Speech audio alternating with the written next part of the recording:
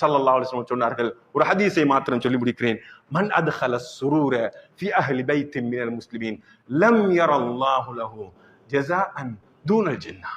இந்த ஹதீஸை மனனம் விட்டுக் கொள்ளுங்கள், நம்முடைய சிந்தனைக்கு எடுத்துக் கொள்ளுவோம்.